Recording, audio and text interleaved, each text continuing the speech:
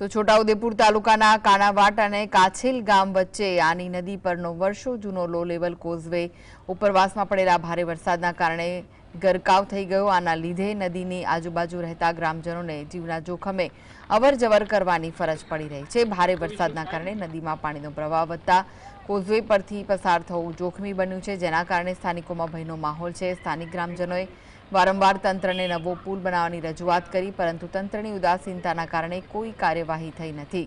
આ બેદરકારીથી ગ્રામજનોમાં આક્રોશ જોવા મળ્યો અને તેઓ તાત્કાલિક નવા પુલની માંગ કરી રહ્યા છે।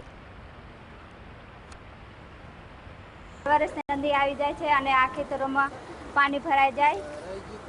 નદી પુલ વહેલી તકે બનાવવા જોઈએ અને દર્દીઓ બીમાર હોય ત્યારે 108 આવતી નથી અને વિદ્યાર્થીઓને ભણવા જવા માટે બસ પણ અહીંયા મૂકવાની જરૂર છે। નદીનો પુલ તૂટી ગયો છે, વચ્ચેથી તેરાળો છે, અંદર અહીં 5 ફૂટનો ખાડો છે। તો અહીં જે લોકો પસાર થાય છે પોતાનો જીવને જોખમ ખેડીને પસાર થાય છે।